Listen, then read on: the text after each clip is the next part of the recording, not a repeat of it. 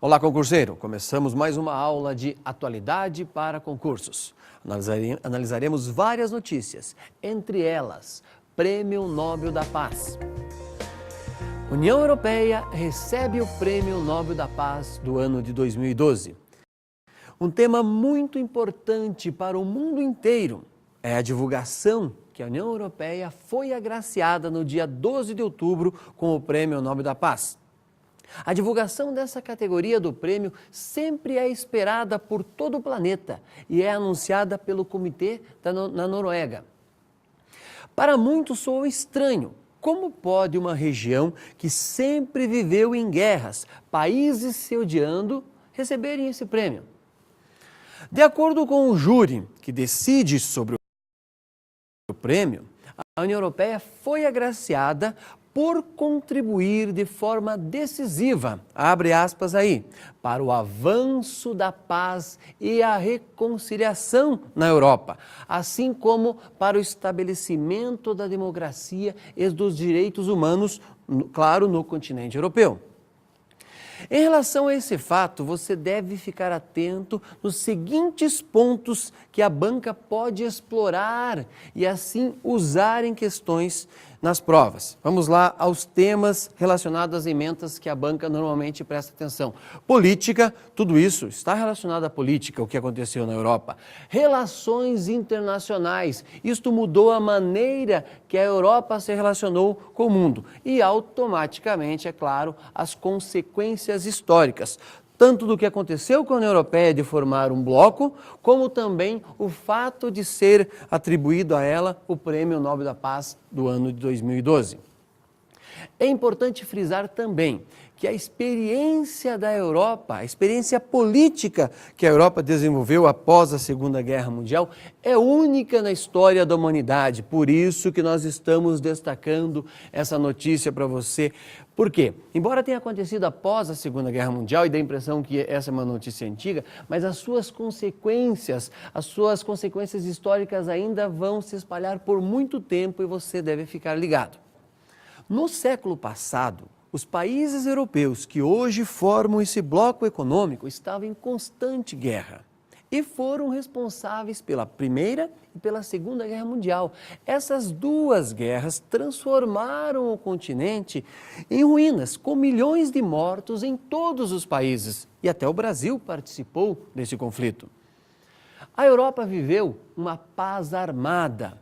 E o Muro de Berlim, na Alemanha, era o símbolo maior desse conflito, ou melhor, da Guerra Fria, que foi protagonizada por um país que não estava na Europa, que não está na Europa, os Estados Unidos, e a então União das Repúblicas Socialistas Soviéticas.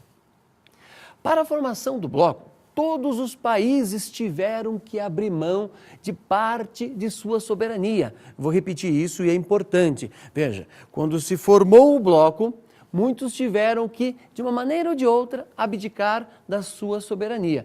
E lembre-se de um ponto importante aí. A moeda é um símbolo da soberania de uma nação, claro, junto com o território, junto com a cultura. Mas abdicar da sua moeda para ter o euro foi um processo muito complicado. Para nós, hoje, parece isso comum, mas não é. Os alemães tinham grande orgulho do marco alemão, por ser confiável e respeitado em todo o mundo, mesmo não sendo uma moeda internacional como é o dólar. Justificativas para o Prêmio Nobel da Paz ser entregue à União Europeia. Isso você deve marcar. Vamos lá eles.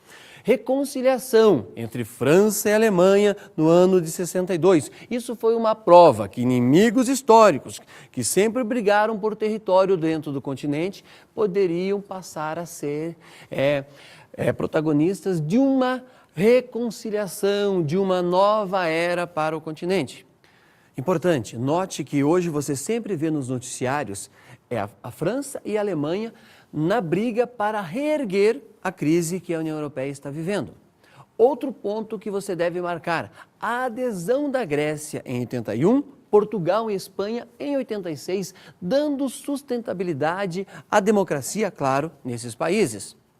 Outro ponto, a adesão em 2004 e 2007 dos países do leste europeu. Lembre-se aí que em 89 cai o Muro de Berlim. Os países do leste europeu que estavam associados à então União das Repúblicas Socialistas Soviéticas ficaram perdidos, não sabiam para onde seguir. E a União Europeia acolheu esses países, colaborando para que eles pudessem se desenvolver. Mais um ponto que você deve marcar. A expansão política do bloco europeu em direção aos Balcãs, que tem sérios problemas de conflitos naquela região, por exemplo, em Montenegro. Vamos lá, por que esses conflitos existem aí? Questão da língua, nessa região existe mais de 4 alfabetos, questão religiosa, eles estão em conflitos constantes e a União Europeia vem colaborando para diminuir. Outro ponto importante aí, a possibilidade de adesão da Turquia. Mas por que a Turquia colaboraria com a paz na região? Vamos lá.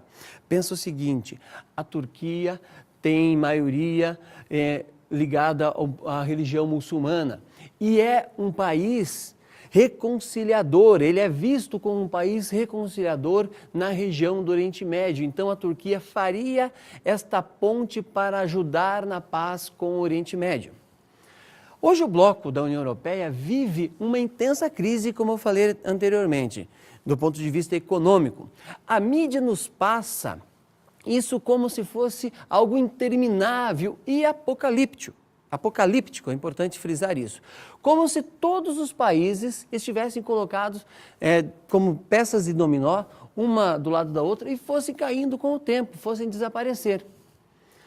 Grande parte dos analistas entende que a crise atual é resultado da falta de uma política fiscal do bloco que deixou os países gastarem sem nenhuma regulamentação. E eu quero que você preste atenção aí nesse ponto. Vamos lá. Olha, a política fiscal parece algo banal quando nós pensamos para um bloco, mas não é. Talvez seja pior do que perder a sua moeda. Por quê? A moeda eu falei anteriormente para você que é um símbolo de soberania, mas uma política fiscal que vai ter um grupo de pessoas diferente do seu país controlando o gasto desse determinado país, vamos pensar da Alemanha, da França, de Portugal, Itália, qualquer um, isso daria uma sensação de perder poder, de perder o domínio sobre o seu território. E até então não foi feito. Você deve ficar atento ao desenrolar, ao avanço que isso venha a ter daqui por diante. Em relação a isso, tenho 3 perguntas para você pensar quando for estudar, quando for analisar melhor este assunto. Quais são elas? Vamos lá. Pensa comigo. Um continente que viveu 2 guerras, ficou em ruínas, não vai conseguir sair rapidamente de uma crise econômica? Outra questão para você analisar e pensar com atenção. Os países do bloco vão abrir mão de mais soberania para a implantação de uma política fiscal mais rígida, como eu acabei de comentar? Quem vai sair primeiro do bloco econômico? Ou será que alguém vai sair? Importante também ficar atento a esse detalhe. Lembre-se que a União Europeia é resultado dos traumas causados tanto pela Primeira como pela Segunda Guerra Mundial. O bloco descende da antiga Comunidade Europeia do Carvão e do Aço, conhecida pela sigla SECA, e da Comunidade Econômica Europeia, formada por 6 países lá em 1958. Hoje é uma união econômica e política de 27 países independentes.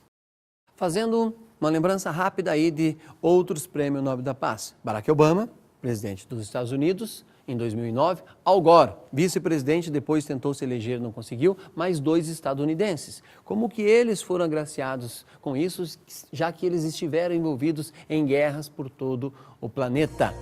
Nosso próximo tema que você deve ficar atento. A crise dos mísseis completou 50 anos no mês de outubro de 2012. Sobre essa manchete, no estado de São Paulo, o presidente honorário do Conselho para as Relações Exteriores, Leslie Gelb, fez um longo relato sobre o acontecido. E é sobre isso que você deve ficar atento. Vamos lá. Em seu relato, O seu relato é uma referência que pode servir de inspiração para muitas bancas no momento de elaborar questões para os concursos, por isso que estamos destacando.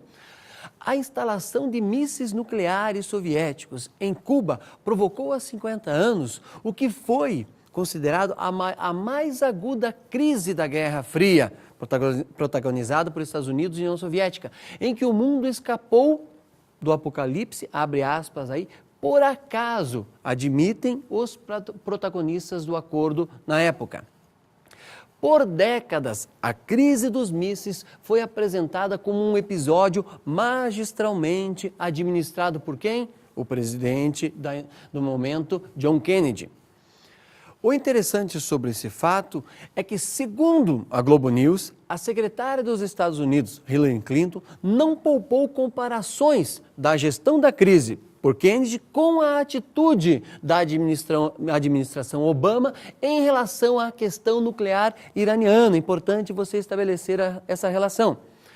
Com esse fato, a Hillary mandou um recado ao presidente Mahmoud Ahmadinejad, presidente do Irã, dizendo o seguinte, nós podemos também tomar atitudes em relação ao senhor, em relação ao seu país, porque você sabe que eles têm planos de fazer a bomba atômica. Vale lembrar, pessoal, que toda a América Central era considerado um quintal dos Estados Unidos.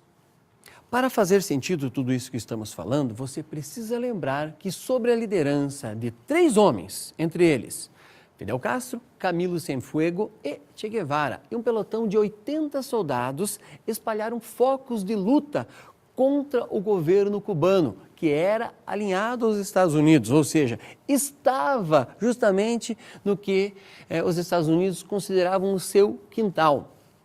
No ano de 56 e de 1959, o grupo liderado por Che, Fidel e Cienfuegos conquistou várias cidades do território cubano e em 59 venceram de maneira definitiva o governo de Fulgêncio Batista e estabeleceu aí um novo regime que prometia melhoria nas condições de vida para os habitantes da ilha cubana.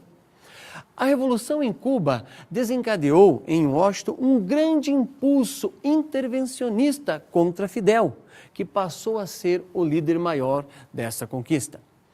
Entre as propostas de Fidel estavam a ampla reforma agrária, até aí tudo bem. O problema estava no seguinte que eu vou citar agora e você deve tomar nota. O controle governamental sobre as indústrias do país. Mas e daí? Entre essas indústrias, muitas eram estadunidenses e estavam na ilha. Isso se tornou uma afronta para os Estados Unidos.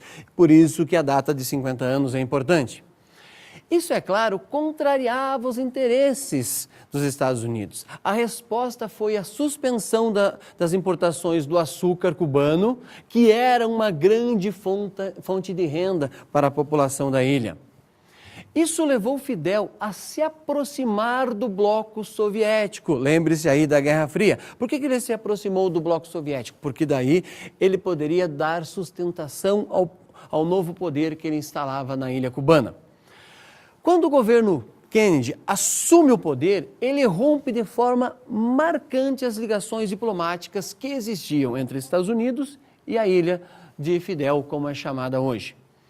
No ano de 61, os Estados Unidos desenvolveram uma tentativa, criaram um contragolpe, no qual um grupo treinado pelos Estados Unidos e por diversos outros meios tentou instalar uma guerra civil e depor Fidel Castro. Este episódio ficou conhecido como a invasão da Baía dos Porcos. Vou repetir, e é esse ponto que você deve ficar atento e estudar mais. Invasão da Baía dos Porcos. Isso fez com que Fidel Castro se aproximasse agora com objetivos militares da então União das Repúblicas Socialistas Soviéticas, URSS.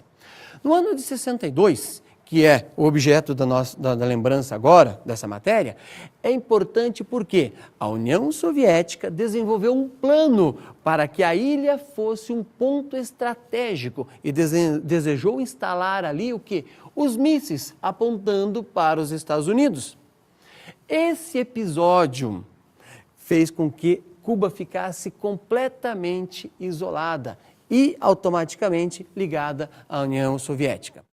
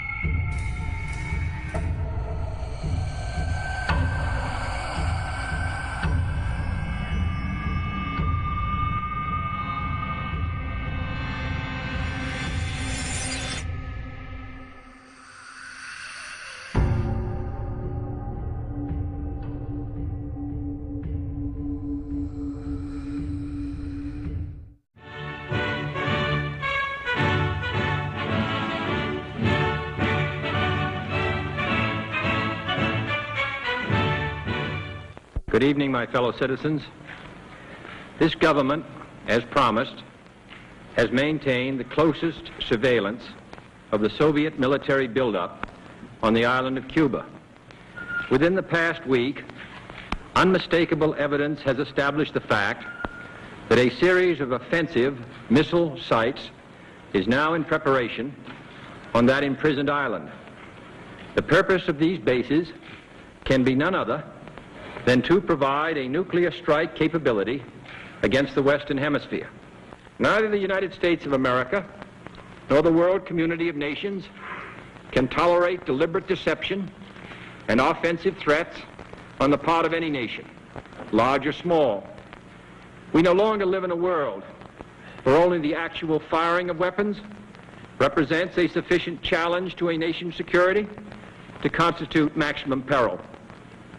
Nuclear weapons are so destructive and ballistic missiles are so swift that any substantially increased possibility of their use or any sudden change in their deployment may well be regarded as a definite threat to peace.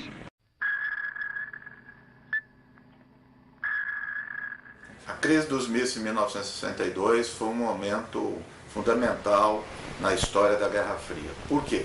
Naquele momento, as duas grandes potências, Estados Unidos e União Soviética, estiveram à beira de uma guerra nuclear.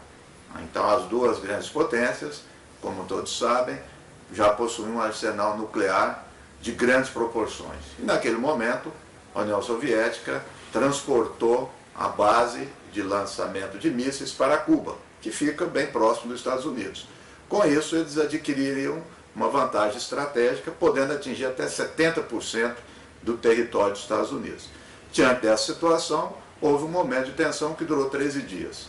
Durante esses 13 dias, o presidente dos Estados Unidos, Kennedy, reuniu com seus assessores, militares e políticos, para saber que atitude deveria tomar. Diferentemente de hoje, é preciso que se entenda, naquele momento não havia uma comunicação direta entre Kennedy e Khrushchev, que era o presidente da União Soviética.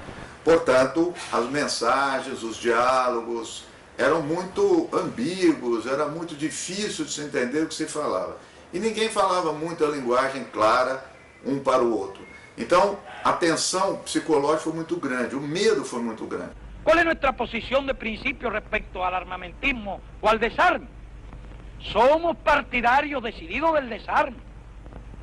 ¿Cuál es nuestra política sobre bases militares? Somos partidarios decididos del desmantelamiento de todas las bases militares. ¿Cuál es nuestra política sobre la presencia de tropas en los distintos países? Somos partidarios de una política de paz y que no haya tropas ni personal militar de ningún país en el territorio de otro país. Esa es nuestra posición de principio. Y nuestra, de todos, de los revolucionarios, de los patriotas, será la misma suerte. Y de todos será la victoria. Patria o muerte, venceremos.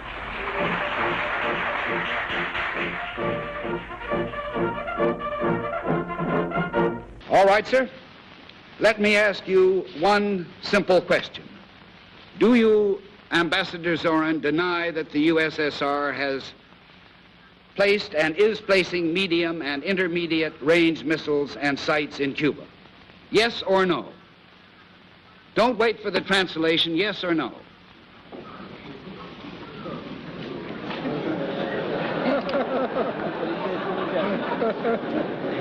Я не нахожусь в американском суде. I am not in an American courtroom, sir, and therefore I do not wish to answer a question that is put to me in the fashion in which a prosecutor does. In due course, sir, you will have your reply. Os mísseis soviéticos estacionados em Cuba eram realmente muito perigosos. O mundo correu risco sério. Os Estados Unidos, principalmente, estiveram na mira de uma das armas mais eficientes do arsenal soviético. O SS-4 foi produzido durante 35 anos. Era um gigante de 40 toneladas, capaz de levar uma ogiva de 1,5 megaton, o que significa, por exemplo, qualquer coisa como centenas de vezes mais poderoso que a bomba de Hiroshima.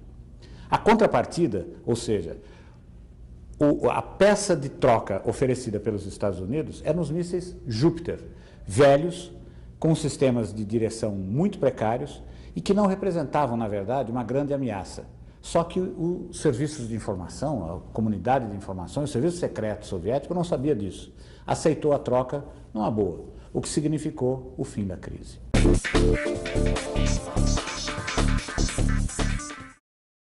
No ano de 2008, outros rumos à política da chamada Ilha de Fidel passa a seguir. Vamos lá. Seu maior líder, Fidel Castro, deixa o governo e os Estados Unidos elegem o presidente Barack Obama. Dá a impressão que novas atitudes serão tomadas em relação a isso. Esse fato passou a ser uma possível aproximação entre os dois países. E esse é um ponto que você deve ficar ligado e estudar com atenção para ver qual o caminho que eles vão seguir. Muito ainda vai se comentar e publicar em relação a essa data, que comemoramos 50 anos do conflito da Baía dos Porcos entre Estados Unidos e a então União Soviética. Não deixe de ficar ligado nisso, de estudar, de prestar atenção.